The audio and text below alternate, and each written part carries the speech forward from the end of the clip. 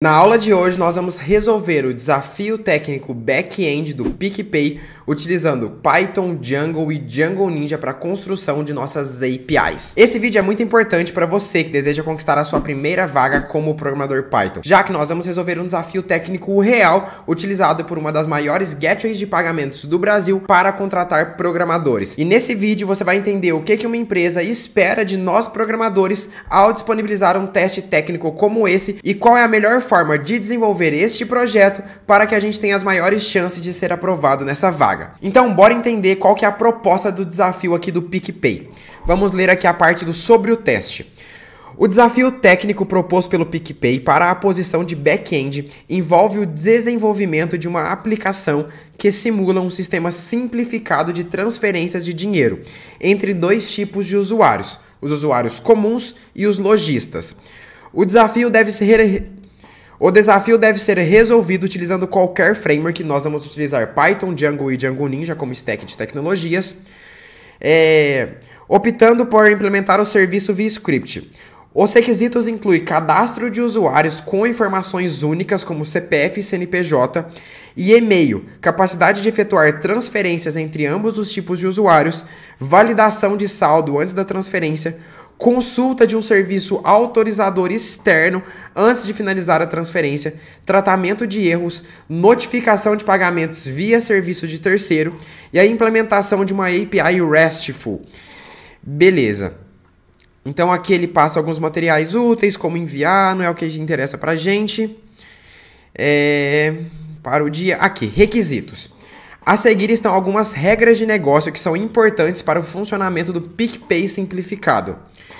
Para ambos tipos de usuários, precisamos do nome completo, CPF, e-mail, senha e CPF e CNPJ. CPF, CNPJ e e-mails devem ser únicos no sistema. Sendo assim, seu sistema deve permitir apenas um único cadastro com o mesmo CPF ou endereço de e-mail. Tranquilo. Usuários podem enviar dinheiros, ou seja, efetuar transferências para lojistas e entre usuários. Então, um usuário pode enviar dinheiro para lojista ou para outros usuários. Os lojistas só recebem transferências, não enviam dinheiro para ninguém. Aqui a gente já vai ter uma parte técnica interessante que não foi dita, mas acredito que o PicPay espera isso, não sei para qual nível era esse teste, mas o PicPay provavelmente esperava isso se fosse algum candidato de nível Planner ou Sênior. Para um Júnior provavelmente não, que é lidar com atomicidade. Quando a gente fala de transferência de dinheiro, por exemplo, quando eu realizo uma operação no banco de dados para tirar o dinheiro da minha conta e enviar para a sua, pode ser que em algum momento, no meio do... Por exemplo, eu tirei o dinheiro da minha conta e quando eu fui colocar na sua conta aconteceu alguma instabilidade no banco de dados e essa operação não foi realizada. Então o dinheiro não pode sair da minha conta. Eu só posso efetuar todas as modificações do banco de dados se todo o processo for finalizado. Isso se chama processo de atomicidade que a gente vai implementar aqui hoje então. Validar se o usuário tem saldo antes da transferência, obviamente. E antes de finalizar a transferência, deve-se consultar um serviço autorizador externo. Pode ser, por exemplo, uma bandeira do cartão de crédito, algo do tipo, acredito eu. Use esse serviço mock para simular. Então ele tem aqui um serviço mock que vai mostrar, por exemplo, um sucesso ou um erro. E caso aconteça erro, a transferência não pode ser executada. A operação de transferência deve ser uma transação, ou seja, revertida em qualquer caso de inconsistência. E o dinheiro deve voltar para a carteira do usuário que envia. No recebimento de pagamento, o usuário ou lojista precisa receber a notificação, envio de e-mail e SMS, enviada por um serviço de terceiro. E, eventualmente, esse serviço pode estar indisponível/instável. Use esse mock para simular o envio. Então, ele dá um mock aqui também, que seria um mock para simular um SendGrid, um SendPulse da vida e etc. Um MailChimp, etc. Esse serviço deve ser RESTful, beleza. Aqui ele dá um exemplo de endpoint. Conhecimento sobre o REST, uso do Git. Nessa aula que a gente não vai utilizar Git, porque a gente não vai necessariamente enviar o projeto para eles, a gente vai se preocupar com a parte do código. Capacidade analítica, apresentação do código limpo e organizado. Conhecimentos intermediários de construção de projetos manuteníveis. Aderência à recomendação de implementação como PSRs. Aqui eu não sei o que é PSRs. Vou pesquisar o que é isso. Será que é algo do PHP? Ah, tá, aqui ó, PSRs é como se fosse a PEP 8 do PHP, entendi, PEP 8. Então, o PSR lá é a nossa PEP8 aqui do Python, entendi. Beleza. Aplicação e conhecimentos de Solid, Design Patterns, noções de funcionamento de uso de cache, Docker, Podman, etc. A gente não vai utilizar aqui hoje. Documentação, descrição, total documentação a gente não vai fazer. Parte de testes também não, para essa aula não ficar absurdamente longa. Identificar e propor melhorias. Boas noções de banco de dados relacionais. Ok? O que não será avaliado? O fluxo de cadastros, o front-end e a parte de autenticação. Legal, então. Então ele está preocupado só com a parte mais ali de transferências mesmo. Beleza, vamos começar então? Deixa eu abrir aqui o meu VS Code e bora lá. Vou abrir meu terminal.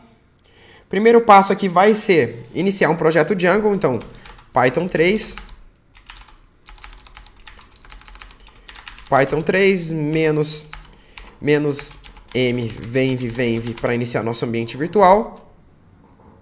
Source venv bin activate para ativar ele. Pip install. Vamos lá, o que a gente vai precisar aqui? Vamos precisar do Django, então pip install Django, Django Ninja e Django-role permissions para a gente lidar ali com a parte dos tipos de usuário, se é um usuário comum ou se é um usuário logista. Rapidinho ele instala aqui as nossas bibliotecas e acho que só essas vai ser o suficiente. Ah, Django Q também, né? Beleza. Ok. Agora vamos executar aqui um Django-admin start project.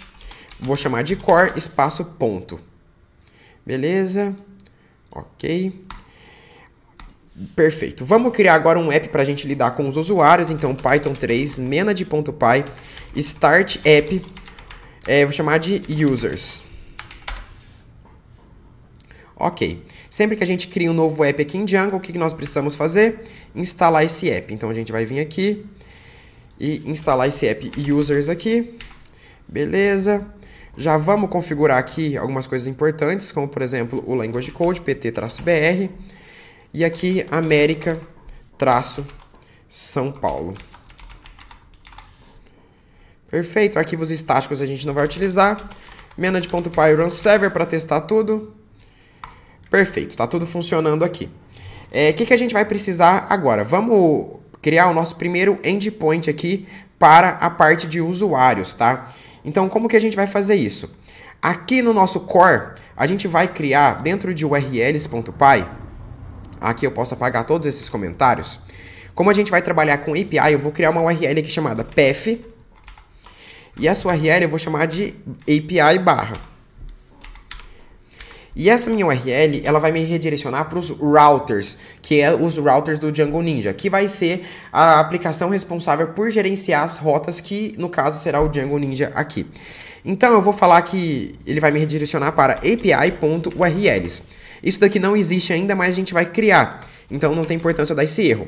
Eu falar que eu vou importar da pasta que eu estou, do arquivo API, eu vou importar uma variável chamada API.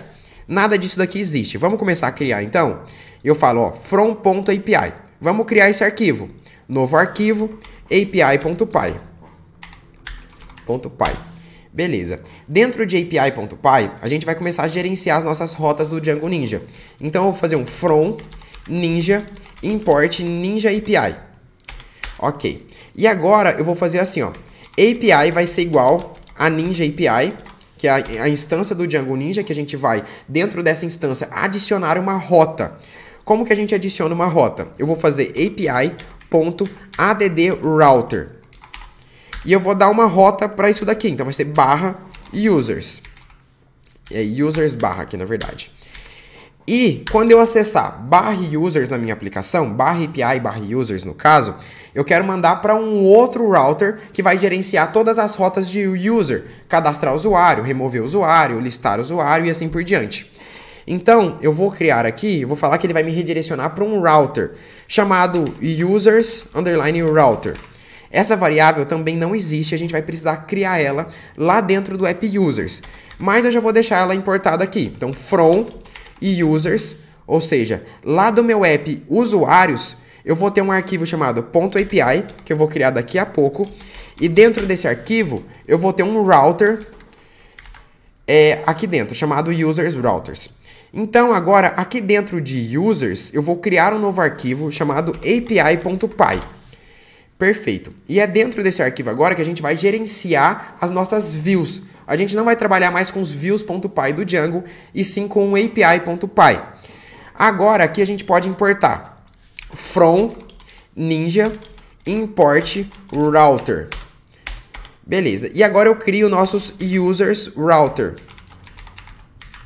Vai ser igual a router. Perfeito. E agora, o que eu posso fazer? Eu posso criar uma função qualquer que vai ser a nossa função responsável por receber a requisição do usuário e retornar uma resposta. E essa função eu vou precisar decorar ela com alguma rota. Então eu vou fazer o seguinte. Eu vou criar uma função chamada def create underline user.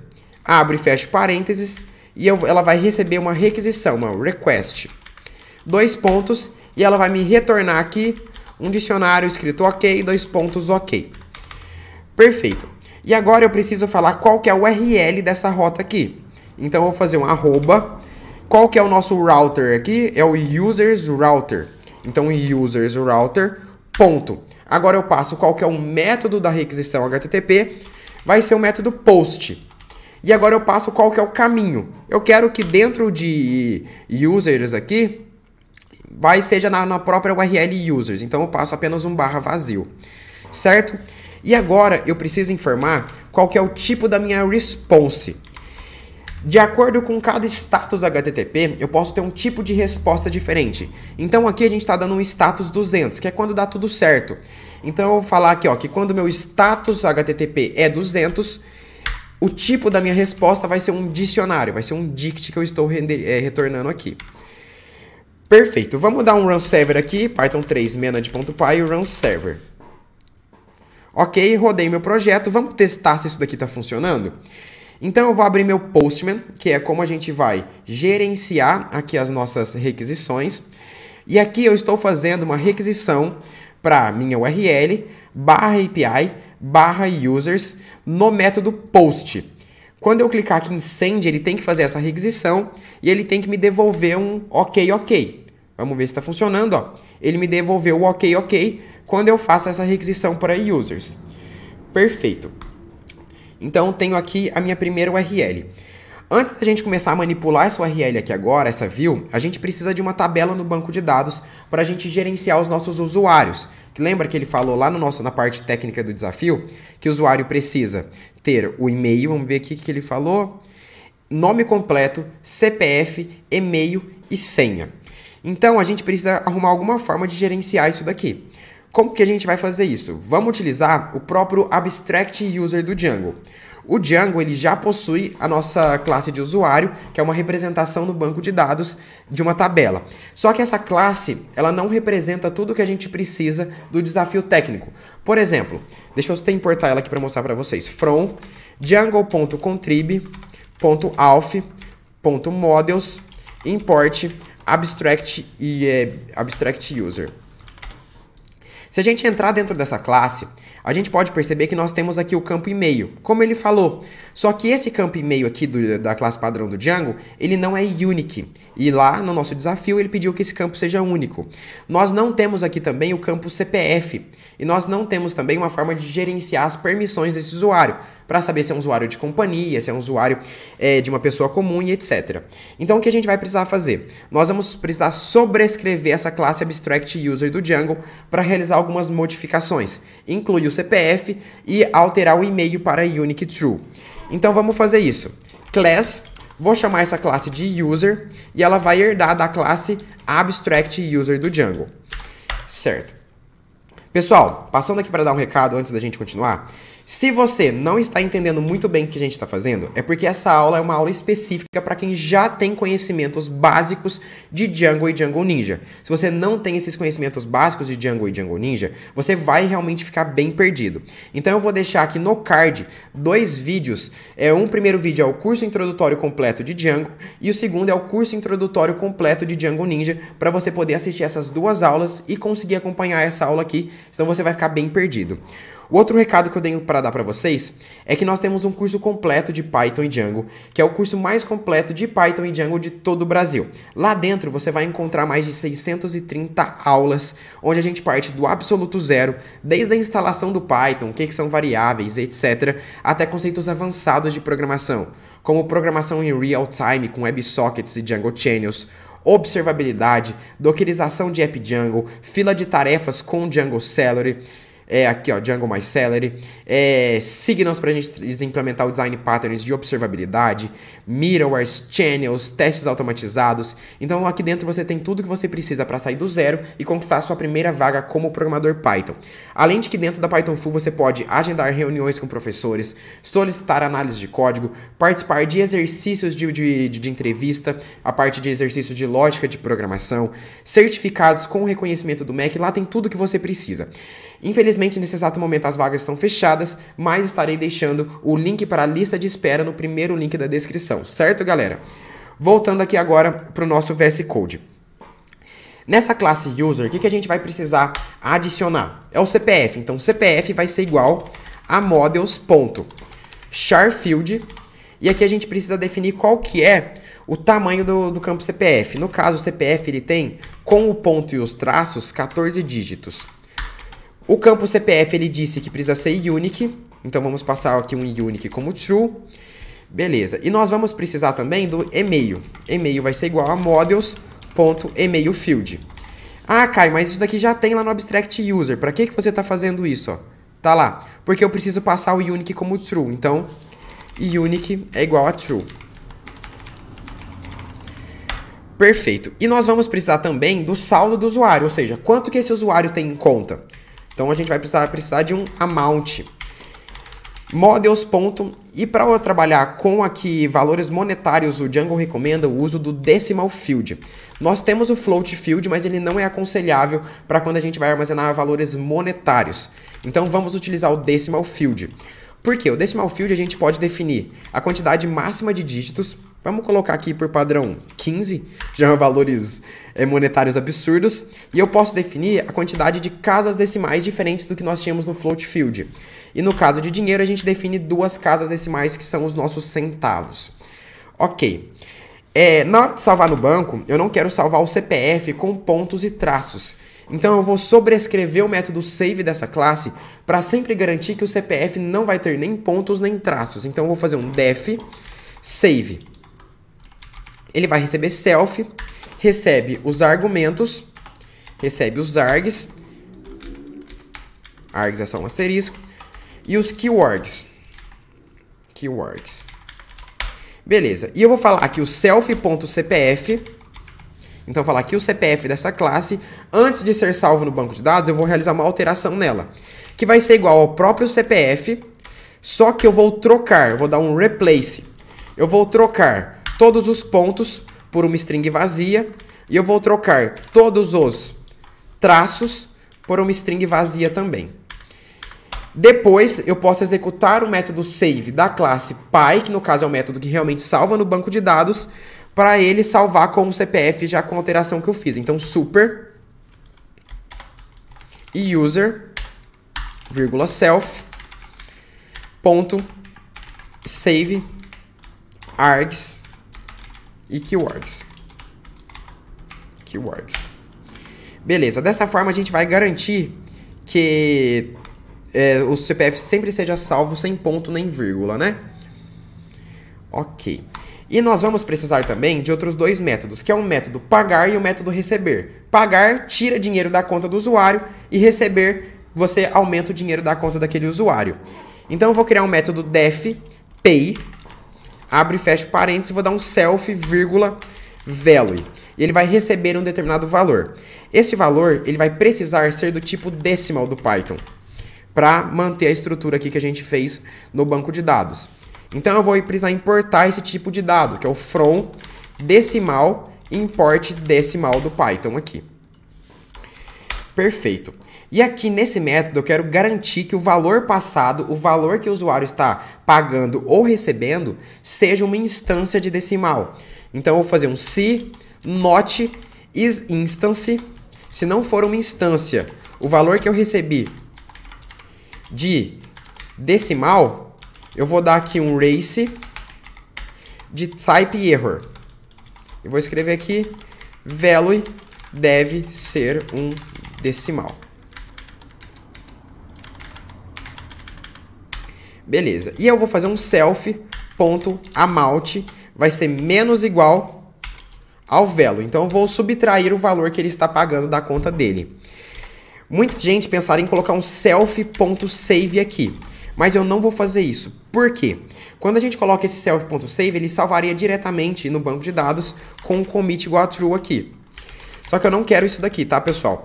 Eu quero trabalhar com atomicidade. Esses valores aqui, essa alteração que a gente fez no banco de dados, só será efetuada quando todas as alterações, por exemplo, quando seu dinheiro sair da minha conta, o dinheiro chegar na conta da outra pessoa, aí sim eu salvo tudo no banco de dados e eu efetuo essa transferência. Caso contrário, eu quero dar um rollback, então eu não vou comitar isso no banco de dados. A gente salva numa camada intermediária.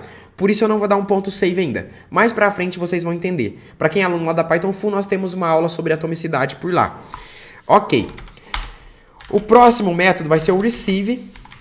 Eu vou até copiar tudo isso daqui na via real e vou trocar só os valores. Vai ser um receive. E aqui, em vez de eu subtrair, eu vou somar. Que é para quando o usuário ele receber algum tipo de dinheiro. Perfeito. Acredito que seja só isso. O que eu vou fazer aqui? Eu vou dar um Ctrl C. E agora eu vou rodar aqui minhas Make Migrations. Python 3, Make Migrations.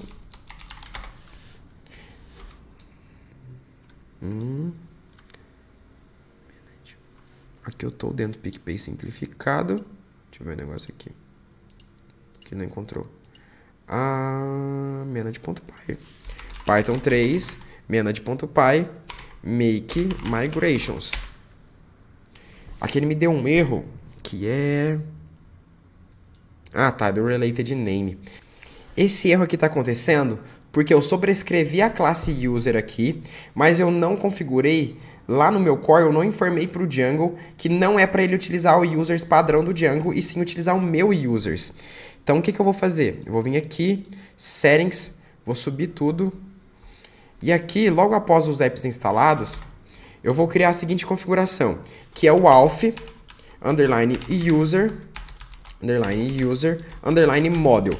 Por padrão, isso daqui vem Django, vem assim, ó, django.contrib.users, .auth, na verdade, né? .auth, .models, .user.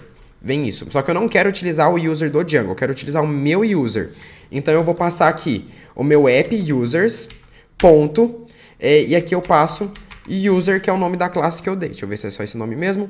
Perfeito. Agora sim eu posso rodar meu Make Migrations e depois rodar o meu Migrate para efetivar tudo isso daqui no banco de dados. Perfeito. Vou abrir aqui meu DB SQLite 3. Eu só consigo ver o banco de dados pelo VS Code porque eu tenho instalado a extensão SQLite Viewer, tá, galera? E aqui a gente pode ver que nós temos os campos aqui. Vamos ver se o campo CPF está aqui, o e-mail e o amount, assim como a gente definiu. Perfeito. Era isso que a gente precisava aqui.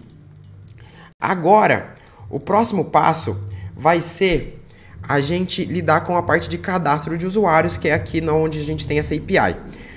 O Django Ninja ele funciona da seguinte forma. A gente vai trabalhar sempre com esquemas. O que são os esquemas? É a gente definir um padrão de dados que a gente vai receber na nossa requisição. Então, aqui na parte da nossa API, eu preciso definir aqui, ó, por exemplo, um type user esquema. E eu preciso definir o tipo desses dados, que vai ser um esquema do Django Ninja. Então aqui vai ser uma variável onde vai armazenar todos os dados que forem enviados na nossa requisição. Só que quais dados vão vir? Vai vir nome, vai vir CPF, e-mail, etc. Isso é definido pelos esquemas do Django Ninja, que eu já vou mostrar para vocês como ele funciona. Lá na Python Full temos uma aula sobre isso, lembrando, galera. Novo arquivo, eu vou criar um esquemas.py, que é onde a gente vai criar os nossos esquemas do Django Ninja. O Django Ninja possui duas formas de a gente criar os nossos esquemas, que é o model esquema e o esquema. O esquema a gente define do zero quais são os dados que eu quero receber numa requisição. E o model esquema eu utilizo alguma model no banco de dados para gerar esses esquemas. Então eu vou criar aqui uma classe, eu vou chamar ela de user schema. E ela vai herdar de model schema, porque eu já quero utilizar a model e user para facilitar a nossa vida. Model schema, dois pontos. Eu crio agora uma classe chamada meta, e eu vou definir agora dentro da classe meta qual que é a model que vai ser utilizada para gerar esses esquemas. A model, no caso, vai ser a model e user. Então, model vai ser igual user. E vou precisar importar ela. Então, from.models import user. Ok. E agora, se a gente reparar dentro de user, nós temos vários campos. CPF, e-mail, amount, username, first name, last name, e-mail, isStaff, isActive, data joined. Eu quero todos esses campos na hora que vou realizar o cadastro de usuário? Eu não quero. Então eu vou passar aqui um atributo chamado fields. Vai ser igual. E quais são as listas de campos que nós temos dentro da tabela user que eu quero receber? Eu quero receber o username, o first name, o last name. Isso daqui tudo tem lá no Abstract User que vem do próprio Django. Vou precisar receber também o CPF do usuário. Depois a gente começa a trabalhar com o CNPJ, e-mail e também o password. Perfeito. Então agora eu estou falando aqui pro Django Ninja que eu vou receber um username, first name, last name, CPF, e-mail e password. Eu espero receber isso daqui numa requisição do Django, certo? Então agora, aqui na nossa API, a gente pode criar uma variável chamada, por exemplo, user, ou pode ser user, e ele vai ser do tipo user schema. Então eu vou fazer aqui from, ponto da pasta que eu estou, esquemas, import o nosso user schema. Então quando eu fizer uma requisição, eu vou precisar enviar uma requisição baseada nesses parâmetros aqui. E eu vou dar um print aqui, ó, print user.dict, para vocês verem o que vai acontecer quando eu fizer o envio desses dados. Vou vir aqui e vou dar um Python 3 manage.py run server para rodar o nosso servidor. E agora eu vou vir aqui no nosso Postman, que a gente já estava utilizando. Vou vir aqui no nosso corpo da requisição. E agora eu vou apagar tudo isso aqui que eu tenho. Na verdade, isso aqui dá para reaproveitar, né? Então, ó, eu vou enviar no corpo da nossa requisição um username. Vou colocar aqui Caio.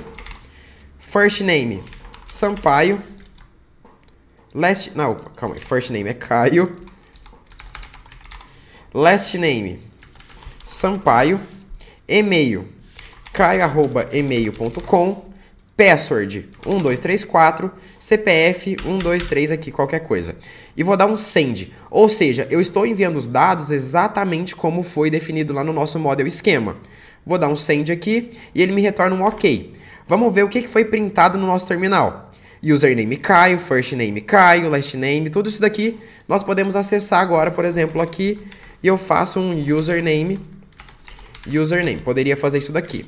A questão é, por que a gente utiliza esses esquemas aqui? Porque o próprio Django Ninja já vai validar se a requisição do usuário está nos padrões que a gente precisa. Por exemplo, lá eu defini que eu preciso do username. Então, se eu faço a minha requisição sem username, ele dá um erro, ó. O próprio Django aqui, ele já retorna um 422, falando que eu não posso processar esses dados aqui, que está faltando o username no corpo da minha requisição user. Certo? Ou se eu enviar qualquer um dado a mais, um teste aqui, dois pontos, teste, quando eu enviar isso daqui, ele vai me dar um ok. Só que, repare o seguinte, o teste, ele não veio para cá. Nós temos username, first name, last name, CPF, e-mail e password. Então, os dados a mais que são enviados são desconsiderados. E caso eu não envie um dado que precisava ser enviado, o Django já devolve uma resposta em 422, que no caso é um erro do cliente, falando, olha, falta dados aqui que eu precisava e você não enviou para a gente. Certo? Então a gente já consegue fazer validações muito interessantes com isso. Agora, o que nós precisamos fazer aqui agora? Eu quero criar um usuário a partir dos dados deste usuário aqui. Então eu vou fazer um user, vai ser igual a user, certo? E eu poderia fazer dessa forma aqui, ó, desde que eu importe, né? From.models import user. eu poderia fazer algo desse tipo. Se eu vim aqui fazer first name, vai ser igual a user.firstname. Isso daqui funcionaria, tá? Não mostrei pra vocês, mas se você fizer um print user.firstname, ele vai printar o first name que foi enviado. Que first name ele me printou o Caio. Então eu até poderia fazer isso daqui para todos os campos, mas ficaria meio sujo o nosso código. E o Python nos fornece maneiras de resolver problemas como esse de uma forma muito mais pythônica, que é o seguinte: eu faço user.dict para transformar isso aqui num dicionário, e os dicionários do Python eu posso descompactar eles com asterisco asterisco. E pronto. Aqui nós vamos ter uma instância da nossa classe user. Só que, se eu salvar isso daqui diretamente no banco de dados, nós vamos ter um problema. Vou até mostrar para vocês. Vou dar um user aqui, .save. E vou dar um send aqui. Aqui ele me deu um erro falando que constraint fail amount. Deixa eu ver aqui. Models. Ah, tá. Aqui no nosso amount, eu vou definir, faltou definir aqui um default. Default vai ser igual a decimal de 0.00. E vou rodar minhas migrações novamente. Porque senão ele não pode ser nulo. E não tem nenhum valor default, ele daria erro, né? Então agora sim. Vou dar um send novamente. Ok, ele salvou os usuários no banco de dados. Mas vamos ver qual que é o problema? Para a gente não ficar utilizando pelo próprio VS Code o DB SQLite aqui, vamos cadastrar isso daqui no admin, tá? admin.site.register e vou cadastrar aqui a nossa tabela user. Vamos importar isso daqui. From.models import user. Vou criar um super usuário para a gente acessar a nossa área administrativa. Create super user. Falar que meu usuário é Caio. Caio1. E-mail vai ser caio@email1.com. Password vai ser 1234, 1234 e sim. Vou rodar meu servidor e vamos acessar agora a nossa aplicação. Então 127/admin. Era Caio1 e 1234, né? Beleza. Usuários. E aqui eu tenho o usuário que foi salvo aquela hora. Só que se a gente olhar para esse usuário, repare que a senha dele está 1234. E isso daqui não pode ser feito de maneira alguma. Eu não posso salvar literalmente a senha do usuário no banco. Por que isso acontece? Porque eu não chamei a senha para gerar hash. Eu não chamei a função que gera hash da nossa senha. Então o Django ele tem uma função que chama makePassword. Eu posso importar ela from django.contrib.auth auth.hashers import makePassword. Dá só uma olhada no que essa função faz, ó. Se eu passar aqui makePassword e eu vou passar user.password, ele vai me devolver, deixa eu dar um print aqui, né? Ele vai me devolver a senha do usuário já utilizando PBKDF2, que é a maneira mais segura hoje em dia de a gente trabalhar com um hash de senhas. Então eu enviei aqui, então ele me mostra aqui a senha a hash da senha, ó. Isso daqui sim a gente deve salvar no banco de dados, tá? Então, deixa eu dar um Ctrl C aqui no nosso código. Então, antes de eu salvar no banco de dados, eu vou alterar a senha. Falar que user.password vai ser igual ao makePassword de user.password.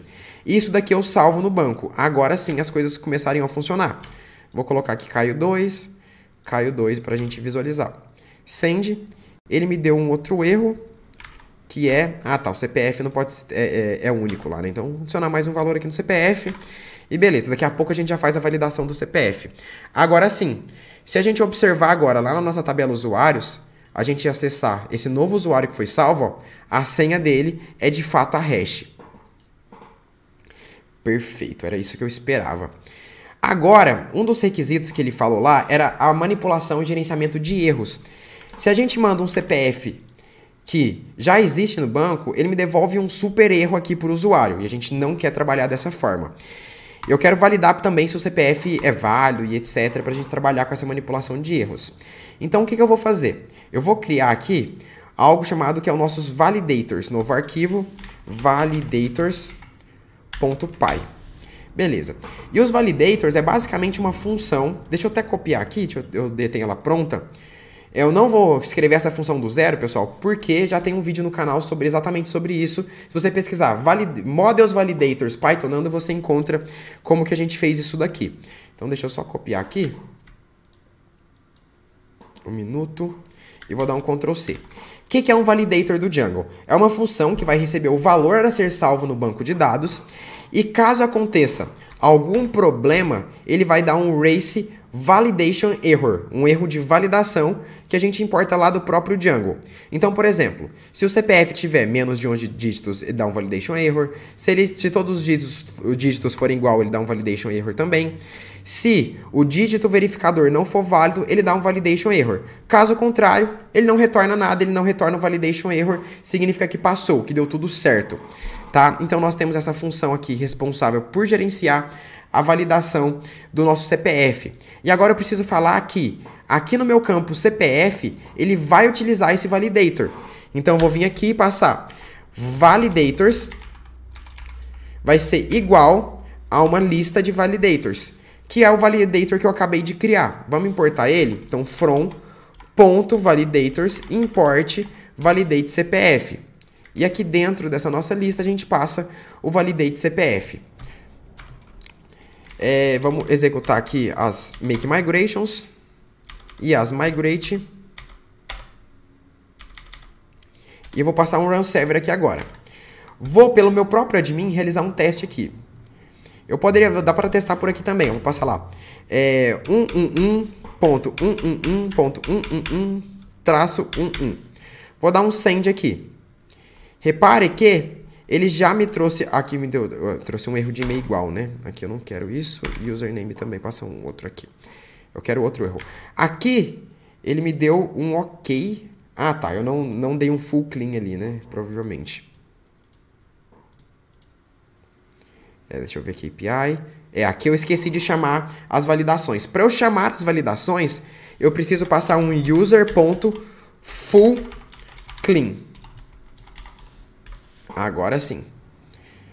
Se eu enviar um aqui, vou passar aqui, 4,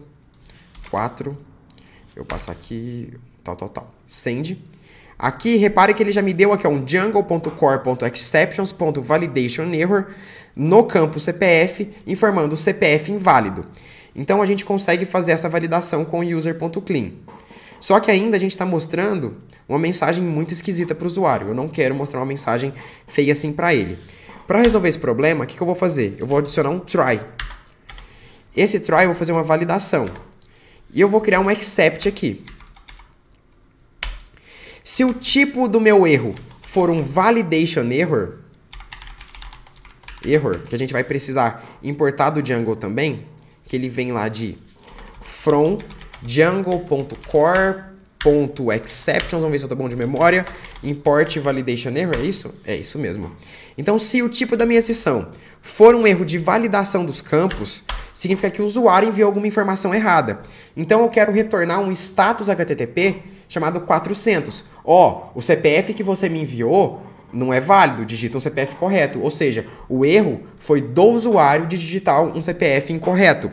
E qual que é o status HTTP, qual que é a família de status HTTP, que é um erro do cliente, um erro do usuário, um erro do navegador, é o status 400 da família 400, 401, 402, 403 e assim por diante. Não existe nenhum status específico para isso, então a gente retorna um 400. Então eu vou dar um return. Qual que vai ser o status dessa minha requisição agora? Vai ser um status 400, me informando que deu algum erro. E qual que vai ser os dados que eu vou enviar? Eu vou enviar um dicionário falando que tem uma chave chamada errors, em e.messageDict. O que é o messageDict? É basicamente um dicionário com os erros da mensagem. Vou dar um print aqui, e.messageDict, para vocês verem. E aqui ele vai me dar um erro, mas a gente já resolve ele. Aqui eu vou passar 22 aqui, vai ser um CPF inválido também. Caio 5 e Caio 5 aqui. Vou enviar. Aqui ele já me deu um erro falando que não tem aqui a validação, mas etc. A gente já vai resolver e já mostrar por que isso acontece. Vou voltar aqui e olha só o que ele printou para mim, ó. Lá aqui em cima, ele me printou um dicionário com as mensagens de erro. Então é isso que eu vou devolver para o cliente. Por que ele me deu esse erro aqui abaixo? Porque eu só defini que as minhas respostas da família 200, ela vai ser do tipo DICT, mas o 400 eu não defini. Então preciso colocar um vírgula, 400 vai ser do tipo DICT também. Agora sim, se eu enviar uma nova requisição aqui, vamos passar o Caio 6. Caio 6 e vou passar aqui o valor 1. 222, tá bom. Beleza, send. E agora ele me devolve aqui já uma forma muito mais fácil de validar uma mensagem não absurda para o usuário. Error, CPF inválido, perfeito da forma como que a gente esperava. Só que isso daqui, uma outra forma da gente tratar essa exceção para ficar bem robusto é o seguinte. Imagina que aconteceu alguma falha na conexão com o nosso banco de dados. Vou renomear ele aqui. db1.sqlite. Isso daqui vai dar uma exception, só que ela não é uma exception do tipo validation error. Fica vendo. Quando eu tentar enviar uma requisição, ele me deu uma requisição aqui absurda, ó. No search table user.user, tal, e etc. Por que isso daqui aconteceu? Porque ele me gerou uma exception, mas não foi uma exception do tipo validation error. Então agora eu vou falar o seguinte, olha, se você me mandou alguma exception geral, ou seja, não vou tratar exatamente uma exception do Python qualquer, que todas as exceptions herdam de exceptions, eu vou dar um retorno aqui, que vai ser um 500, ou seja, um erro interno do sistema. Agora, não foi um erro da culpa sua, não foi você que errou, não foi nada, aconteceu algum problema aqui interno do Django, ou interno do meu servidor, que deu algum problema, então eu vou validar também. E aqui eu vou passar um errors, 2 pontos, eu vou escrever aqui, erro interno do servidor. Contate um ADM. E eu vou passar aqui que o meu status 500 também vai ser do tipo DICT. Beleza. E agora, se eu tentar enviar esses dados aqui, ele me mostra uma mensagem muito melhor. Erro interno do sistema, contate um ADM. Beleza? Então, a parte de validação aqui, a gente fez uma validação bem robusta dos nossos dados, tá bom, pessoal? Então, beleza. Agora, o que eu vou fazer? Esse banco de dados é um novo que foi criado após eu renomear. Eu vou apagar ele, mover para o lixo e renomear aquele meu antigo com os dados que eu tinha para db.sqlite. Então, aqui as coisas voltam a funcionar. Certo? 322, send, e aqui um CPF inválido novamente. Ok. Era o que eu esperava, mais ou menos. Beleza. Agora, o que a gente pode fazer? Vamos acessar o ForDev e gerar um CPF válido, tá? Deixa eu ver o que nós temos no nosso admin aqui. Usuários. Então, isso daqui tudo eu vou apagar. Caio 1, não lembro qual era o meu usuário administrador, né? Vou apagar o Caio 3 e o Caio 2 aqui. Vou acessar o ForDev CPF aqui para a gente gerar CPF válidos. Então, beleza? Vou gerar um CPF válido e vou colocar aqui no meu Postman. Beleza? E vou dar um send. Ok? E ele me retornou um ok. Significa que, beleza, todas as validações passaram, então ele salvou no banco de dados. Vamos vir aqui, ver se ele salvou. Realmente salvou. Está funcionando 100%. Voltamos aqui para o nosso VS Code. E agora, o que a gente vai precisar? Nós vamos precisar agora trabalhar com a parte de... Deixa eu voltar aqui no teste técnico. Com a parte dos tipos de usuários. Ó. Existem 2 tipos de usuários, que são os lojistas. Onde que ele fala isso aqui? Aqui, ó, 2 tipos de usuários. Os usuários comuns, que seriam as pessoas, e os lojistas, que seriam os comerciantes, né? Então, a gente precisa definir qual que é o tipo do usuário na hora que ele faz o cadastro. Para trabalhar com esse tipo de permissão, eu vou trabalhar com uma biblioteca chamada Django Role Permissions, que é uma biblioteca fenomenal para isso.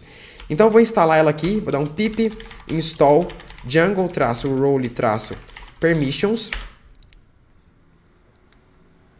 Beleza, instalei essa biblioteca.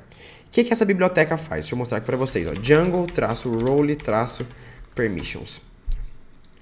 Ela basicamente vai fazer com que a gente lide com permissões de usuários. Então, eu vou poder criar classes de tipos de usuários. Então, por exemplo, company e people, e cada classe de cada tipo de usuário terão suas permissões, por exemplo, enviar transferência, receber transferência e assim por diante. Então, para a gente seguir essa biblioteca aqui, a gente precisa instalar ela, já fizemos. Depois a gente precisa colocar ela lá dentro dos nossos installed apps. Então vamos vir aqui e colocar ela aqui dentro também. Perfeito. Agora nós vamos precisar criar dentro da nossa pasta core um novo arquivo chamado roles.py. E aqui dentro onde a gente vai criar classes como essa daqui, ó. Classes onde vai permitir a gente definir quais são os tipos de usuários dentro da nossa aplicação. Então vamos voltar aqui e vamos começar a trabalhar com isso. Eu vou realizar a importação, então from rolePermissions.roles import abstract user roles, que é a classe responsável por gerenciar os tipos de usuário. E eu vou criar uma classe chamada people, que seriam os usuários comuns, as pessoas. E ela herda de abstract user roles. Ok. E agora eu passo aqui o parâmetro chamado available underline permissions. Vai ser igual a um dicionário. E dentro desse dicionário eu passo quais são os tipos de permissão que cada usuário vai ter.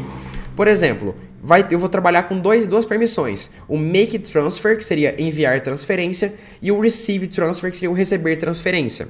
Então, make transfer. E lá ele fala que as pessoas elas podem enviar transferência. Então, true, eu tenho essa permissão. E eu vou ter a permissão também, que é o receive transfer. E lá no desafio ele fala que pessoas também podem receber dinheiro. Então, true também. Então, eu tenho agora um tipo de usuário que é o tipo pessoa. E eu vou ter agora também a classe company, que seria as companhias, né? Que lá ele chama de que mesmo? Deixa eu lembrar como que ele chama aqui no teste técnico. Ele chama de lojistas, mas eu vou chamar de company aqui mesmo. Abstract user role.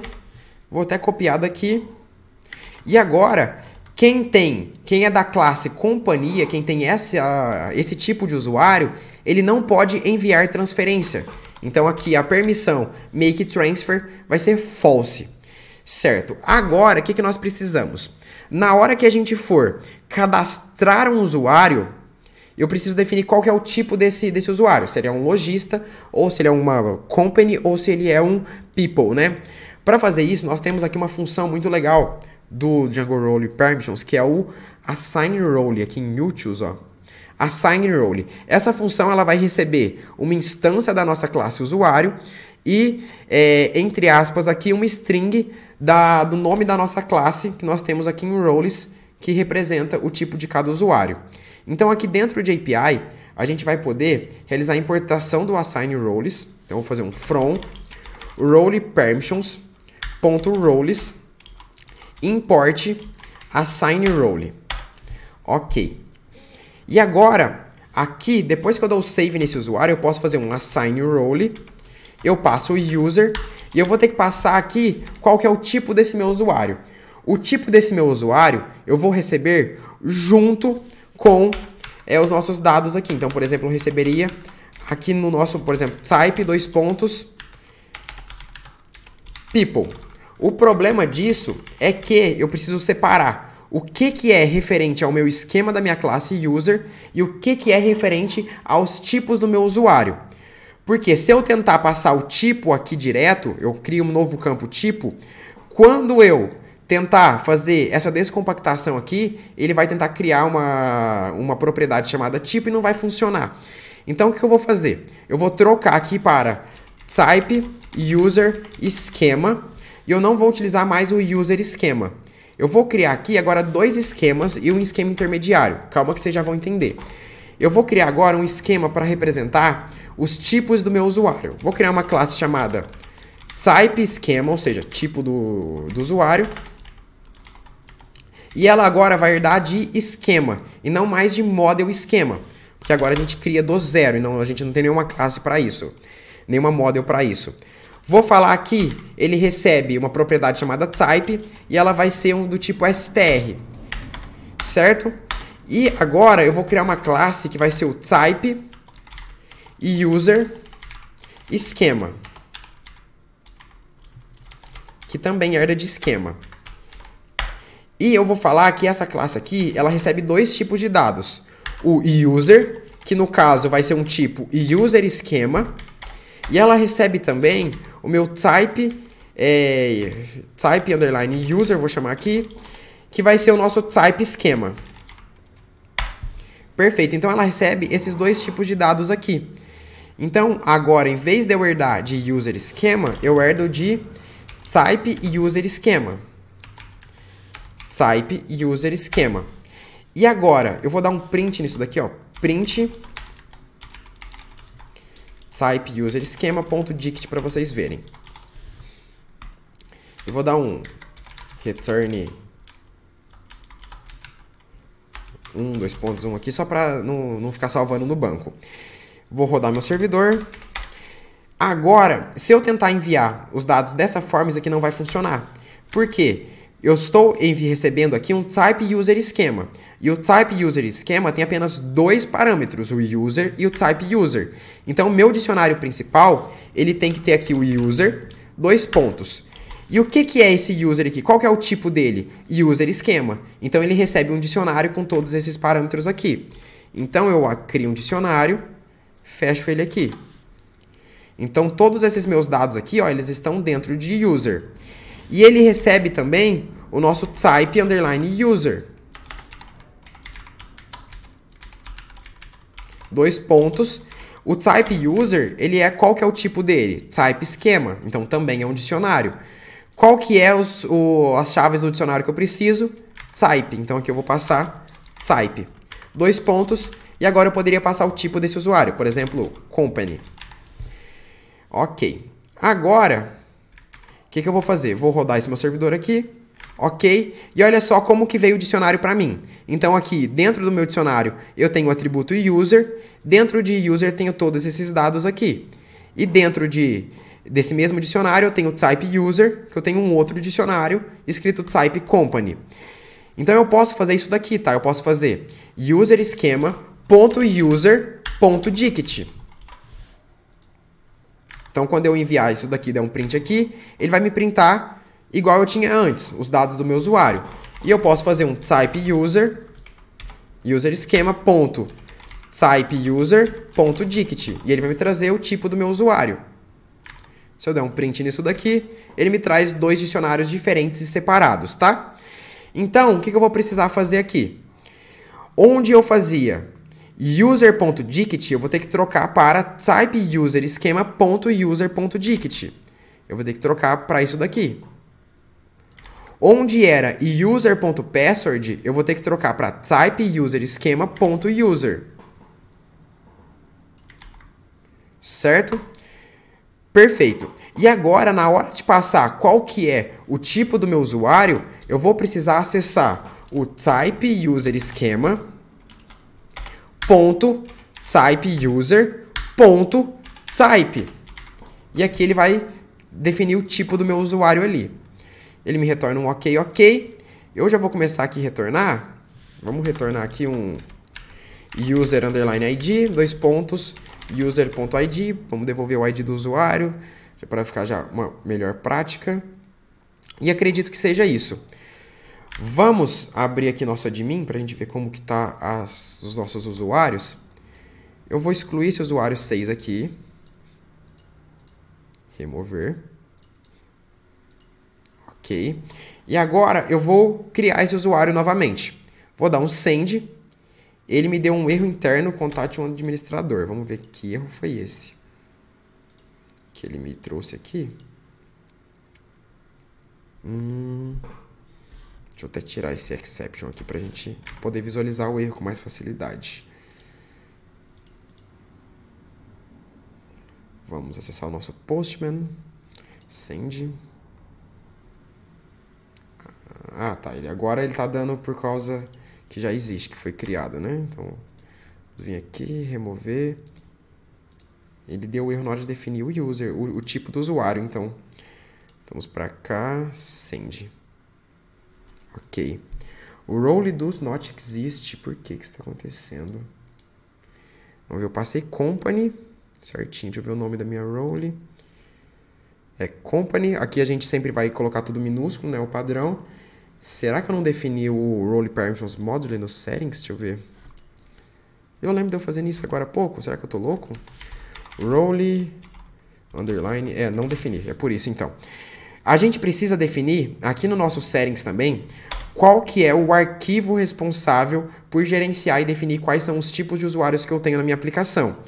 Então, eu vou criar aqui Role Permissions Module, vai ser igual, e aqui eu passo core.roles, que é esse meu arquivo aqui. Agora sim, isso aqui deve começar a funcionar, né? Voltar aqui, vamos apagar o usuário, que deu erro na hora de adicionar a permissão dele. Beleza. Vou vir aqui, dar um send novamente. Agora funcionou, perfeito. Voltando agora para o nosso navegador.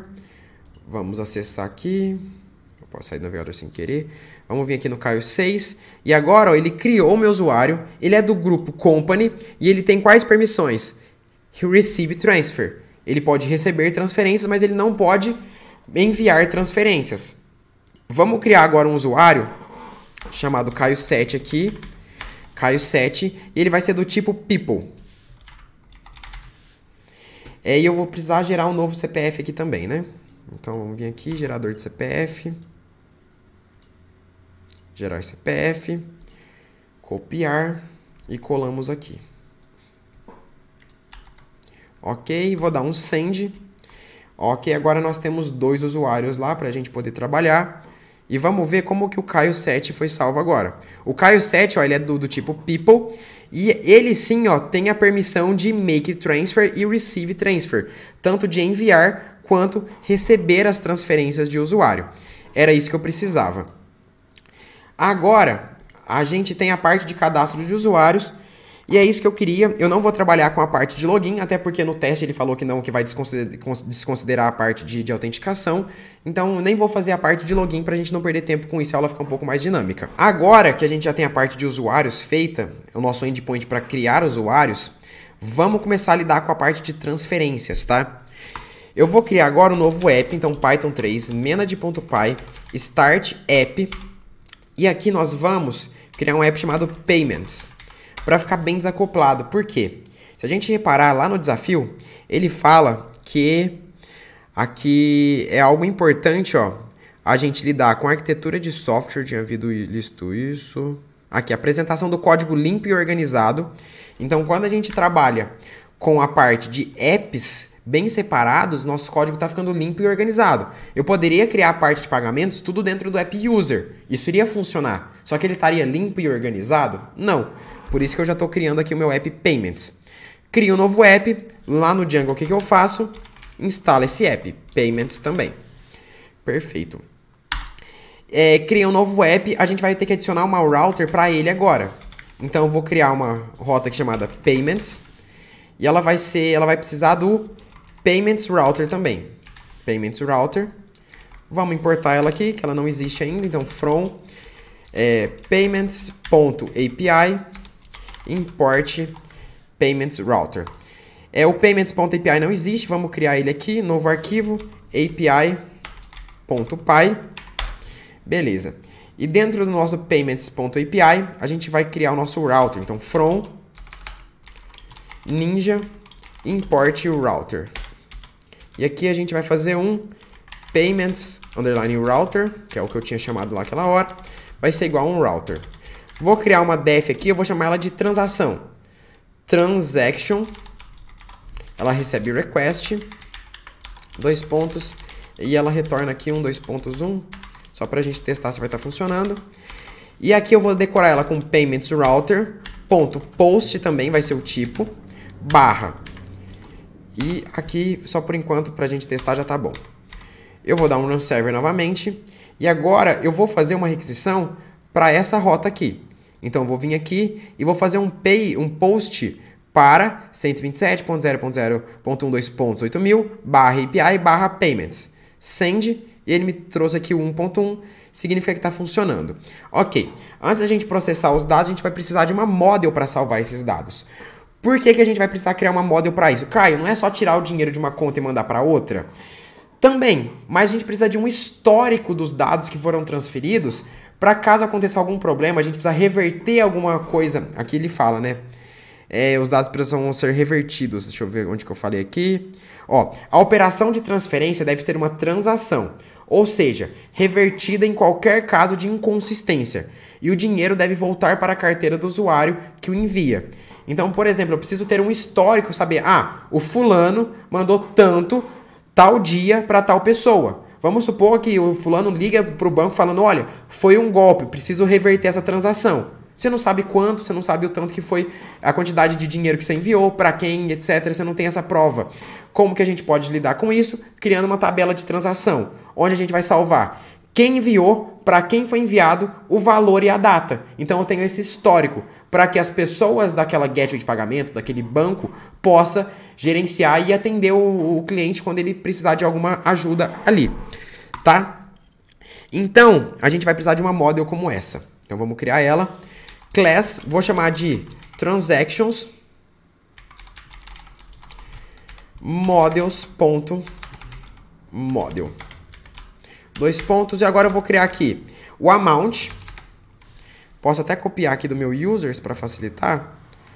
Models amount, que vai ser a quantidade que foi enviada da transação. Ok. Vou precisar também do que ele chama de payer, né? Deixa eu ver como é que ele chama lá. De sender e receive, deixa eu ver aqui. É o payer e o pay, né? Que seria o beneficiário e o pagador. Então, o payer, que é a pessoa que está pagando, vai ser um models.foreign-key. Ou seja, eu preciso de uma relação com a tabela usuário. Eu preciso saber, beleza, foi feita uma transferência de R$10. Quem fez essa transferência e para quem? Para isso, eu vou utilizar uma relação aqui de chave estrangeira, que é uma relação de 1 para N. Então, eu vou vir aqui e importar agora o from users.models import user. Então, eu estou falando que eu tenho uma relação com a tabela usuário. O meu onDelete, eu não vou me preocupar agora com qual seria a melhor prática, eu vou colocar simplesmente um do not, fim. Certo? E aqui eu preciso importar o meu decimal. Então, from decimal import decimal. Ok? E eu preciso também de qual que é o pagador, então do payer. Models.foreign-key user. Copiado aqui, né? Beleza. E eu vou precisar da data. Então, date vai ser igual a models.datetimefield. E essa data aqui, ela vai ser um auto now add. Ou seja, assim que a transferência for feita, ele já vai salvar a data. Ele salva automaticamente. E o auto now add salva automaticamente quando aquele objeto é criado no banco de dados. E ele já não pode ser mais editado também. E isso daqui, como é um documento de transferência, isso daqui não pode ser editado, tá? Então eu vou passar um editable como false para tudo. Isso aqui é muito importante, muita gente esquece disso daqui. Cara, isso daqui é como se fosse um documento. Isso aqui não pode ser editado. Um funcionário do banco não pode mudar o valor que o fulano enviou para o ciclano de 10 para 20 reais. Isso não pode, seria um crime e a gente tem que impedir isso no nosso sistema. Então a gente coloca um editable como false aqui para a gente não poder alterar esses dados. Aqui ele tá me dando um erro. O related name. Tá. O que acontece? Como nós temos duas foreign key aqui, o related name dele vai ser o mesmo, né? Então, pro mesmo, eu tenho duas foreign key para a mesma tabela. Então, o que eu vou fazer? Eu vou definir aqui o related name do segundo como pay_user. Isso aqui vai resolver já o problema. Na Python Full também nós explicamos em detalhes o que é um related name. Ok, vamos criar um def str aqui, self, e eu vou dar um return de uma f-string aqui, fazer from, então o dinheiro saiu de self.payer.firstname to, ele foi para self.pay, que é o beneficiário, .firstname, e aqui a gente passa o valor total. Então, rs, a gente passa o self.amount. Ok, vamos executar as nossas migrações agora. Python 3, make migrations. manage.py, make migrations e migrate. Perfeito. Criamos aqui no banco de dados. Vamos cadastrar isso aqui no admin também, para a gente poder visualizar por lá que fica mais fácil. .register. E eu vou salvar aqui, arrow transactions. E aqui a gente faz from.models import transactions. Beleza, tem essa tabela no banco. Vamos só ver se ela tá aqui. Ixi, eu fechei a página. A gente entra de novo. Transactions. E beleza. Ele não deixa eu salvar aqui porque todos os campos estão com editable false, tá? Então pelo admin não vai funcionar, mas sem problemas. Models. Tá tudo certo, acredito eu. Então a gente pode começar a trabalhar na nossa API aqui. A gente vai... Opa, é na nossa API de transaction. A gente vai precisar receber os dados da transação, que ele até dá como exemplo aqui pra gente, né? Vamos pegar aqui que ele dá de exemplo, ó. O value, o payer e o pay. Então, a gente vai precisar criar um esquema disso daqui. Então, vamos vir aqui no nosso VS Code e criar agora aqui o transaction, transaction esquema. Beleza? E vamos criar aqui o nosso novo arquivo, esquemas.py.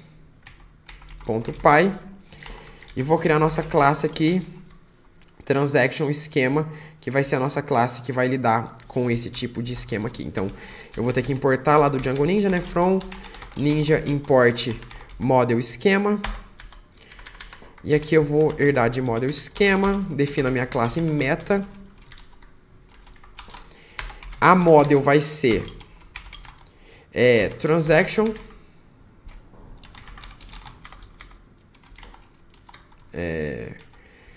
from.models import transactions. Aqui falta um S.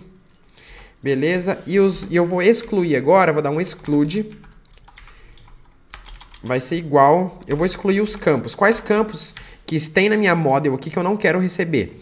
É o ID e a data. Eu quero receber o amount, o payer e o pay. Então, eu vou passar aqui no meu esquema o ID, date. Então, o exclude é diferente do fields. No fields, eu especifico quais são os campos que eu quero que apareça. No exclude, eu parto do pressuposto de que todos os campos vão aparecer, exceto os que eu coloquei aqui. Certo? Então, aqui nós temos nosso transaction esquema. Vamos importar from... ponto esquemas, import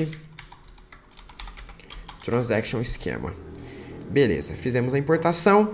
E agora, nós podemos vir aqui no nosso VS Code, que eu esqueci. Vamos dar um print em transaction.dict para ver se está tudo funcionando. Então, aqui eu estou enviando no corpo da minha requisição, ó, 20 usuário de ID. Vamos pegar aqui quais são os IDs dos nossos usuários. Auth user. Vamos pegar aqui, ó. O Caio 6 é do company, né? Então tem que ser do 7 pro 6. Então vão ser as pessoas de ID 9 para 8. Então 9 tá pagando e o 8 vai receber. E o valor vai ser um R$10. Ok, vou dar um send aqui. Ele me deu erro de... Oxi, aqui eu não entendi. Dict. Na linha... Deve ter digitado alguma coisa. Deixa eu rodar o servidor novamente. Ah, acredito que era esse o problema. Aí, beleza. Aqui ele me mostrou já, ó. Amount, R$10. Quem tá pagando é a pessoa de ID 9. Quem tá recebendo é a pessoa de ID 8.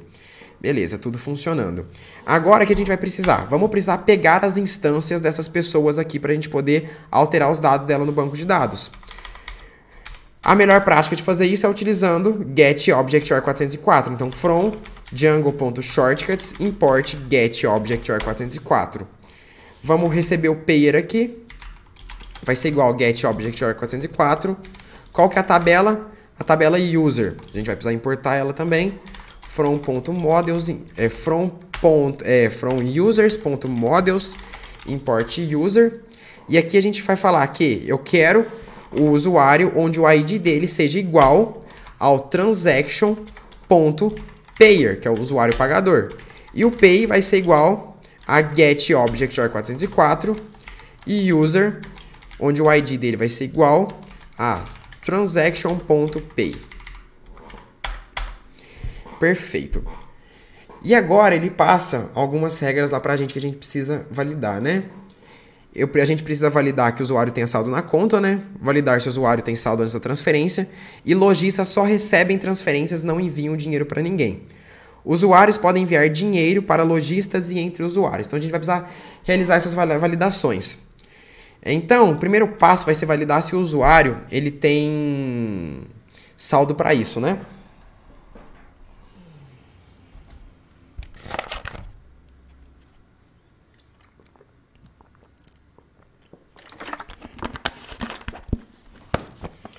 Então, eu preciso verificar se o usuário que está pagando tem saldo. Então, se payer.amount for menor do que o transaction.amount, ou seja, se o saldo que ele tem em conta for menor do que o saldo da transação, eu vou ter que dar um return aqui, um erro 400, um status 400, error, saldo insuficiente. E aqui eu vou especificar, né, quais são as nossas responses. Response vai ser 200, vai ser do tipo Dict. Aqui 200 vai ser do tipo Transaction, na verdade. Transaction Schema. E 400 vai ser do tipo Dict. Beleza. Então aqui, isso aqui já é para dar erro já. Porque o meu usuário, que no caso é o... Deixa eu ver aqui no nosso admin... Calma aí. Deixa eu abrir meu admin aqui. Usuários é o 6 Não, é o usuário 7, né? Quem vai transferir o dinheiro. Ele tem de saldo, ele tem R$0 de saldo. Então, quando eu rodar isso daqui, já é para ele mostrar o saldo insuficiente. Beleza, saldo insuficiente. Vamos simular como se ele tivesse o saldo, né? Então, vamos voltar aqui. Vamos colocar R$20 de saldo para ele. E eu dei um send. Ele me dá um erro aqui. Que eu acho que já era esperado, porque a gente não tratou, a gente não programou o resto, né? Aqui teria que ser 200, isso daqui. Enfim, vamos rodar aqui agora.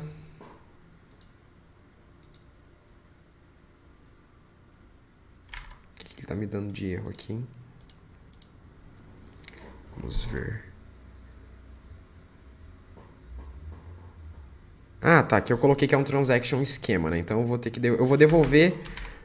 Ah, não precisa ser um transaction esquema, não. Pode ser um dict. Ah, vou devolver o transaction, vai. O transaction que eu recebi, eu devolvo pra ele. Agora sim, vou dar um send. Aqui ele me deu um outro erro. Vamos ver o que é aqui.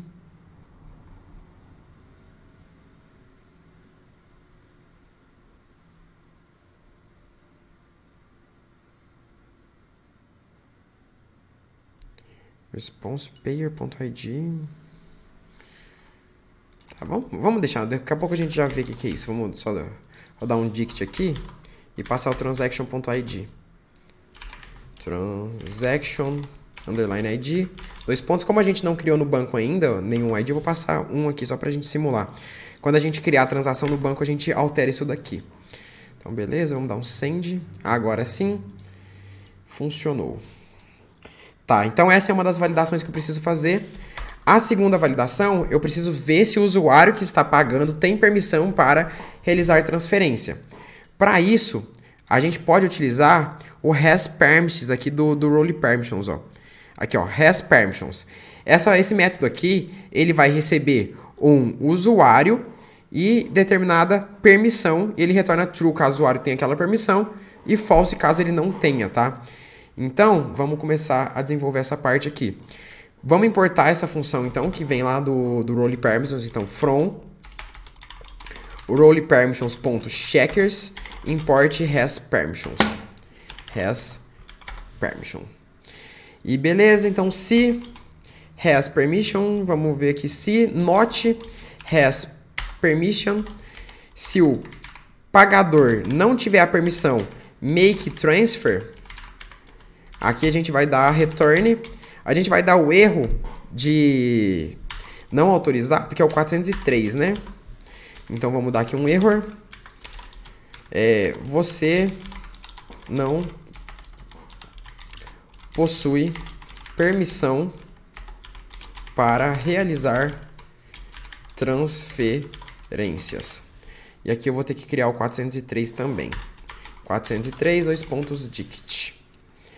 Vamos testar. Então, o 9 ele pode realizar transferência. Beleza, realizou corretamente. E agora, se fosse do 8, o 8 não tem saldo, né? Então, vamos colocar um saldo no 8 para a gente testar essa validação específica. Vamos vir aqui. Vamos botar um saldinho aqui pro 8. É o 6, né? Que tem aí de 8. Vamos botar uns 10 reais aqui para ele, coitado. Tá merecendo, agora sim. Só para ele passar na validação do saldo. Ah lá, você não tem permissão para realizar essa transferência. Perfeito. Eu vou validar aqui também, por questão extra, tá? Não foi pedido lá, mas vou fazer uma validação extra. É para verificar se quem está transferindo, se quem está recebendo tem permissão para receber. Se not has permission, pay. E aqui vai ser o receive transfer. Se ele tem permissão para receber. Lá não foi pedido, vou fazer algo a mais aqui. Beleza. Aqui falta um N a mais, né? O usuário não pode receber transferências. Ok. Beleza. Vamos só ver se está tudo funcionando aqui ainda. Está passando por todas as validações. Ok. Agora a gente precisa começar a lidar com a parte de tirar dinheiro de uma pessoa e passar para a conta da outra. Para fazer isso, a gente vai ter que fazer o Django Transaction. O que é a parte de transação aqui do Django, que é a parte de atomicidade?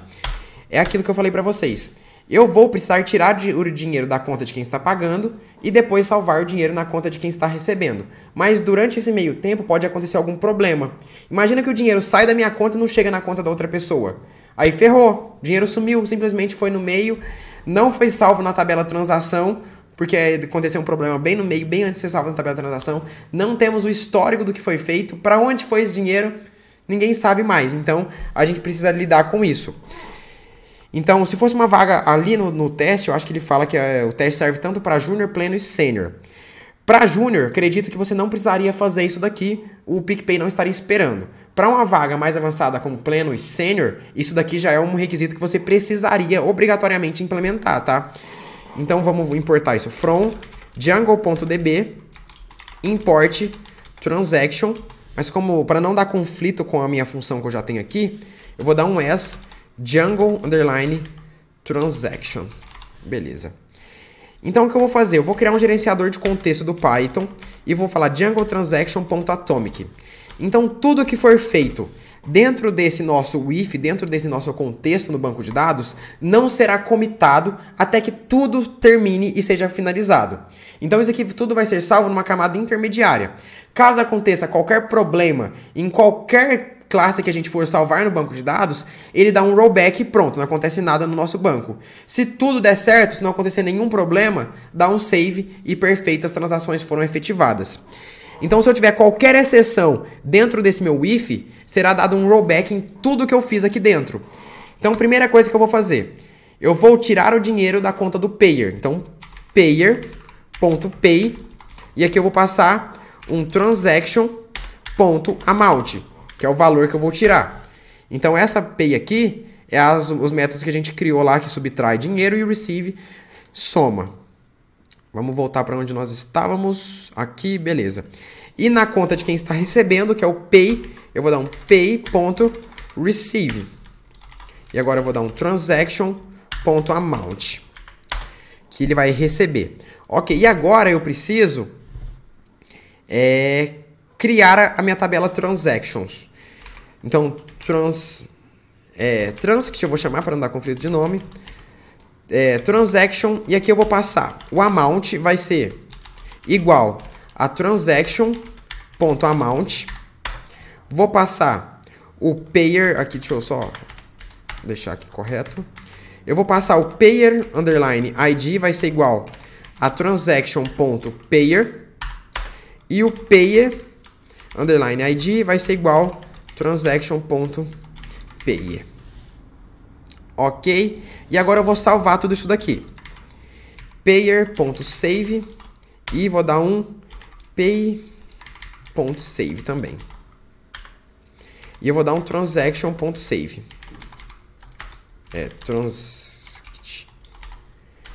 Transcript.save também. Beleza. Então aqui, ó, por exemplo, o que poderia acontecer? Beleza, eu dei o payer.save, o dinheiro saiu da minha conta. Quando eu fui dar o pay.save aqui, beleza, o banco de dados estava fora do ar. Pronto, crashou, deu problema, a transação não vai ser salva, o dinheiro não vai para a conta da pessoa e o dinheiro saiu da minha conta. Eu vou falar, não, já fiz a transferência aí para você. A pessoa vai me falar, não recebi a transferência. E aí, deu um problemão. Por isso que a gente faz isso daqui tudo dentro do nosso gerenciador de contexto. Se acontecer qualquer exceção aqui dentro, tudo é dado um rollback, certo? E nós temos agora uma outra... Aqui, ó, ele fala também, ó. Antes de finalizar a transferência, deve-se consultar um serviço autorizador externo. Use esse mock para simular. Pelo que eu tinha testado, esse mock não está mais funcionando. Ele não funciona mais. Então, eu até criei aqui um mock pra gente, tá? Deixa eu vir aqui. Deixa eu copiar para vocês. Eu vou deixar aqui na descrição. Eu criei 2 mock. Copiei aqui, beleza. Vou vir aqui no nosso settings e vou definir essas URLs por aqui. Ok. Aqui eu tenho 2 mock, tá? Um que vai dar erro e um que vai retornar sucesso. Então, basicamente, esse mock aqui, se eu der um get nele, ele me retorna um autorizado. E esse daqui de cima, ele me retorna um não autorizado. Só pra gente simular esse serviço autorizador aqui. Perfeito. Tá funcionando. Então, o que eu vou precisar fazer? Aqui na nossa API, por mais que tudo tenha dado certo, conseguir salvar tudo no banco de dados, eu dependo de um serviço autorizador externo. Não sei exatamente o que seria isso dentro do PicPay. Pode ser a bandeira do cartão, a Mastercard, por exemplo, a Visa, etc. Pode ser um microserviço que eles têm ali dentro. É algum autorizador que precisa falar, pode efetuar a transferência. Se ele falar não pode, mesmo que tudo tenha dado certo, eu preciso dar um rollback novamente. Então, o que eu vou fazer? Eu vou dar um response aqui, vai ser igual. Eu vou precisar fazer uma requisição do tipo get para aquele meu mock, para aquele meu serviço autorizador. Então, eu não importei, né? Então, deixa eu vir aqui. Pip install requests do Python. Import. Pip install requests. Vamos importar ela aqui. Então, import requests. Beleza. Já vai atualizar aqui pra gente.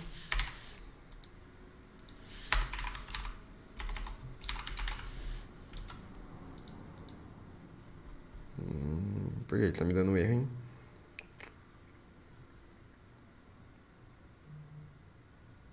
Deve ser, não atualizou, né? Provavelmente. Enfim, acho que vai funcionar normalmente. Então, 3, manage.py, run server. Eu acho que é meu VS Code que não atualizou. Ele funcionou normal. Então, response. Agora a gente vai ter que rodar requests.get. Vou ter que fazer uma requisição do tipo get. Para qual URL? Aquela URL que está aqui no nosso settings. Então, vamos ter que importar ela também. Então, from django.conf import settings. E aqui eu faço settings...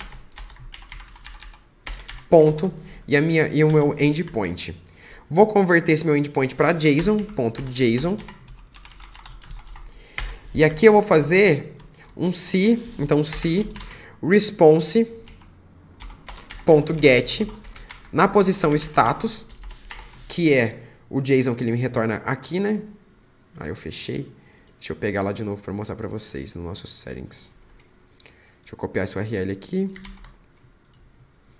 Então aqui, ó, ele me retorna a posição status e o valor dela. Então, se a posição status aqui for diferente de authorized,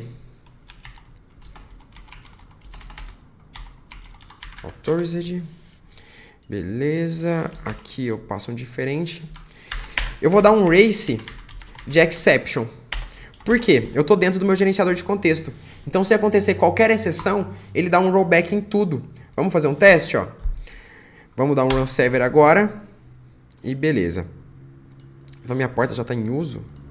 Ah, eu estava rodando aqui. Beleza. Então, o que eu vou fazer? Ó, vamos fazer um teste aqui. Ó. Então, eu vou transferir R$10 do ID 9 para o ID 8. Vamos vir aqui em send. Ele me deu erro. Eu vou transaction amount. Aqui faltou um N, né? Amount. Ok. Send. Deu outro erro.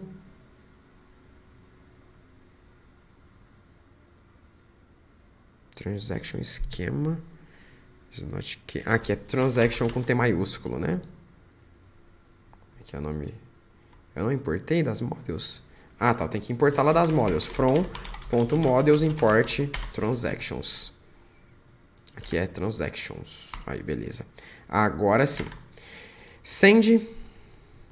Ele me passou lá. ID 1 não deu nenhum erro, significa que tudo funcionou. Vamos ver se realmente foi tudo construído aqui como deveria. Então, Caio 6 aqui, que seria a nossa companhia, tá com R$20, beleza. Ela recebeu o dinheiro. Caio 7 tá com R$10. Ele tinha 20? Ele tinha 20, né? Vamos fazer mais uma vez só aqui pra ver se vai dar certo. Agora ele tem que estar com 0. É, tá com 0. Ele tinha 20 mesmo. Beleza, então agora esse daqui tem que estar com 30. E aqui nos nossos transactions temos que ter as duas transações, ó. Caio fez uma transação para Caio de R$10 e Caio fez uma transação para Caio no valor de R$10. Perfeito. Se eu tentar fazer novamente, ele tem que falar que eu não tenho saldo. Saldo insuficiente. Perfeito. Eu vou colocar saldo no meu usuário aqui novamente. Então eu vou colocar aqui mais R$20 para essa pessoa. E agora eu vou trocar aqui no meu settings a minha URL lá aqui. Vai ser uma URL para falar que deu não autorizado.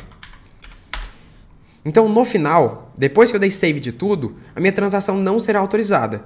Então os dados ali do meu usuário não podem ser transferidos. Eu vou até colocar dados aqui brutos, né? Eu vou colocar R$0 para essa pessoa. E o Caio 7 aqui eu vou colocar R$10, exatamente o valor. Então uma tem que estar zerada e a outra tem que receber 10. Então, quando eu tentar fazer esse meu postman aqui, vou dar um send. Ele já me retorna a exception. E se eu olhar agora, o que é o importante aqui pra gente, o Caio 7, que é a minha pessoa, tá com R$10 ainda. O dinheiro não saiu da conta dela. O dinheiro não chegou para a pessoa que recebeu. E a transação também não foi criada. Porque o serviço autorizador externo retornou um false, então nada disso vai funcionar. Então a minha parte de atomicidade aqui também está funcionando. Vou voltar para o meu endpoint aqui, tipo, que teoricamente funciona, né? E agora falta só a última parte. Vamos ver que é a parte de lidar com as notificações, né? No recebimento do pagamento, o usuário lojista precisa receber uma notificação, um envio de e-mail /SMS, enviada para um serviço de terceiro. E eventualmente esse serviço pode estar indisponível /instável. Use esse mock para simular um envio. Esse mock aqui que eles passaram também está falhando, tá? Mas basicamente aqui a ideia seria simular um envio de e-mail utilizando um serviço externo, tipo um SendPulse, MailChimp, SendGrid, etc. O que a gente vai fazer?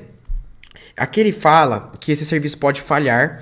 Como que a gente vai lidar com esses tratamentos aqui? Tem duas coisas.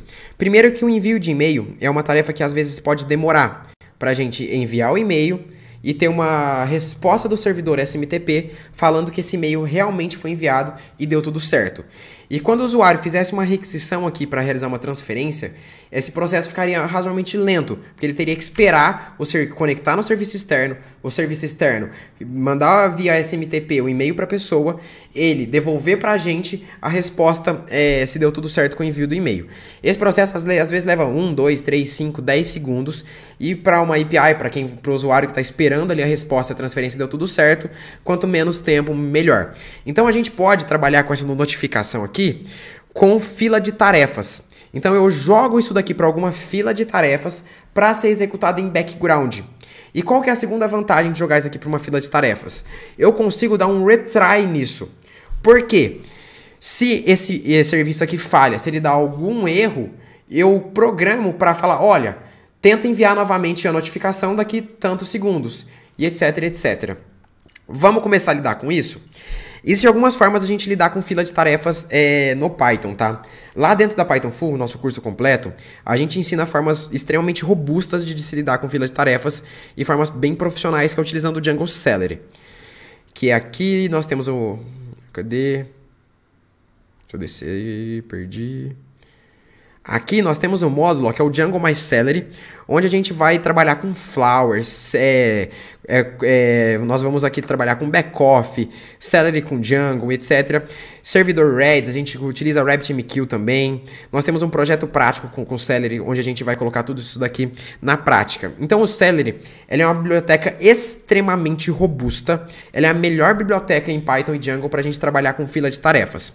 A questão é que o Celery é uma biblioteca muito robusta. Ela foi feita para problemas que são grandes e grandes empresas. Por exemplo, se você fosse trabalhar no PicPay, provavelmente eles vão utilizar o Celery ali dentro se eles trabalham com Python.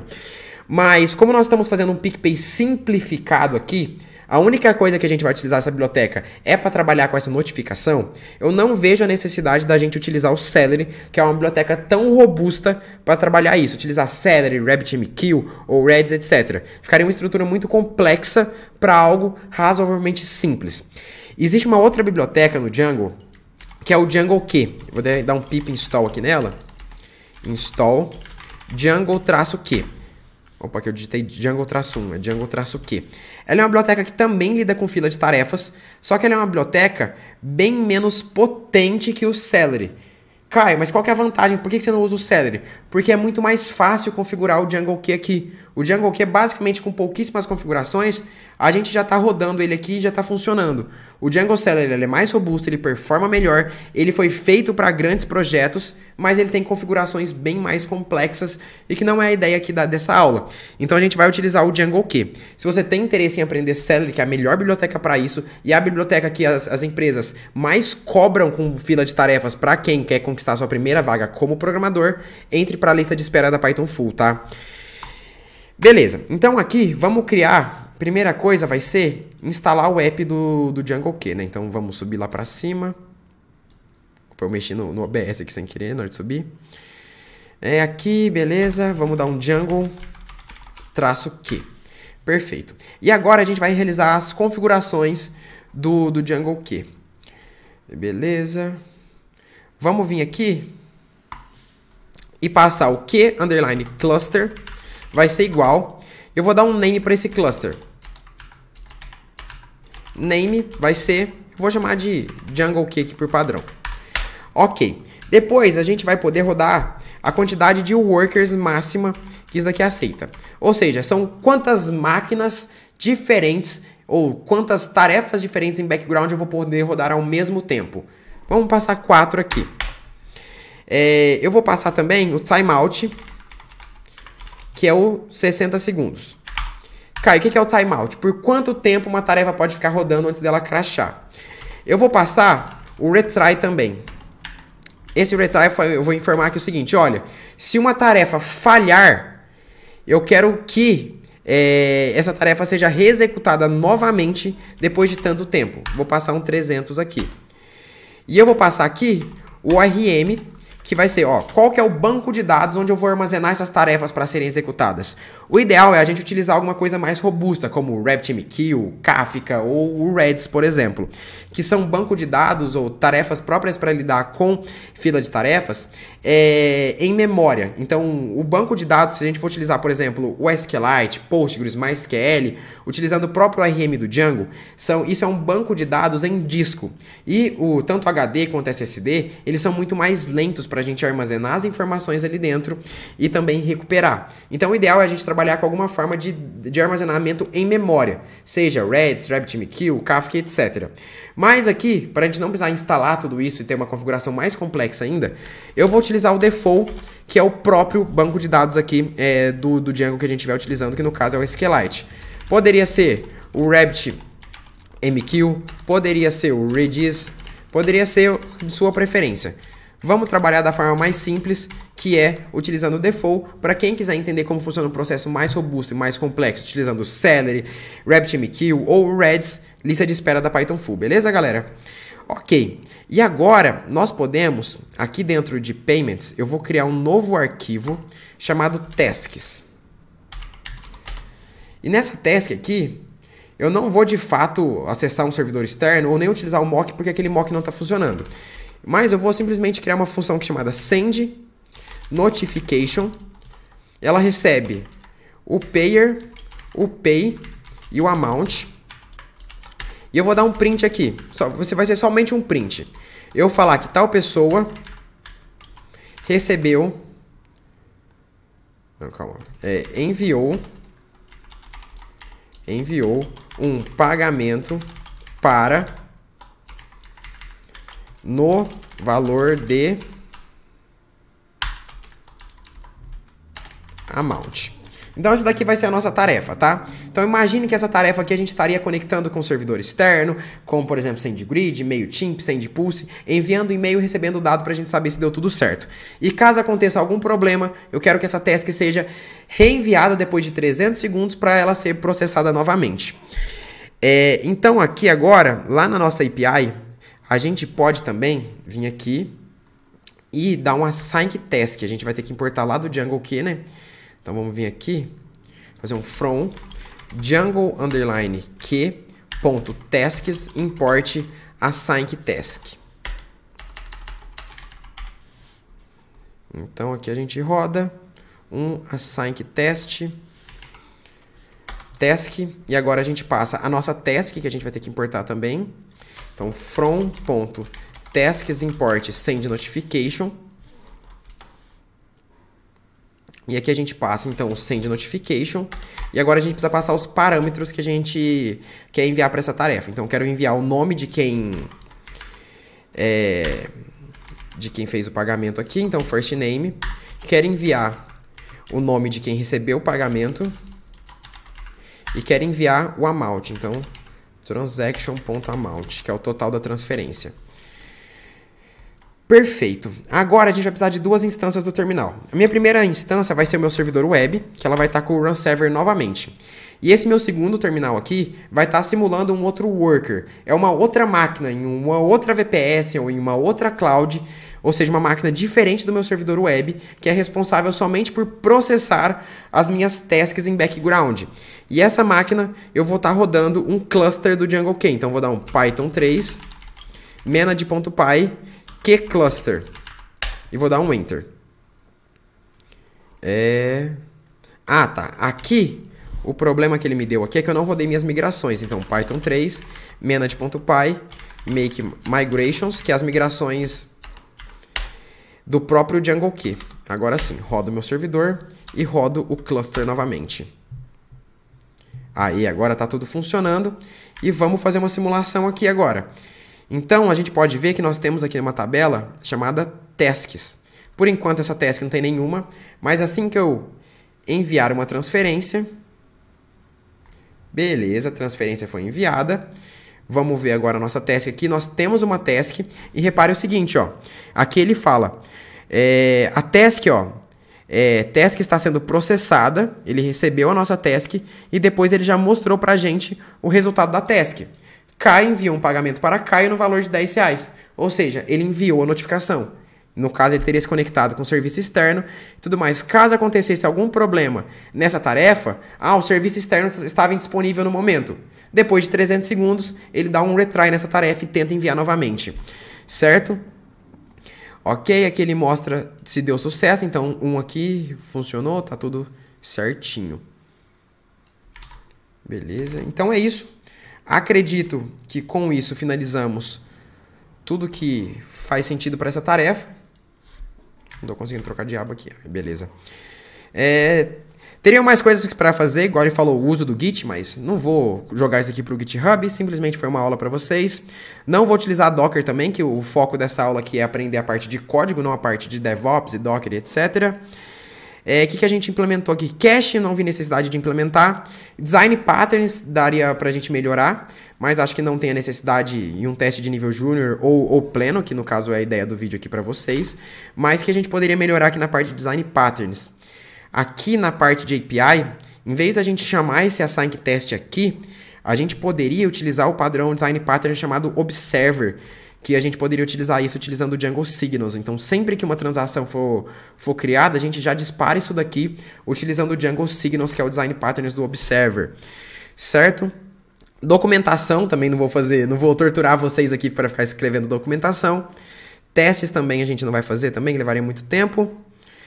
Solid, a gente seguiu boas práticas do Solid, a gente seguiu boas práticas do PEP 8, escrevemos um código limpo e organizado, seguimos as práticas de REST, beleza, então praticamente fizemos tudo, né? Fizemos a parte de cadastro de usuário, desenvolvemos isso, desenvolvemos também desenvolvemos e também desenvolvemos.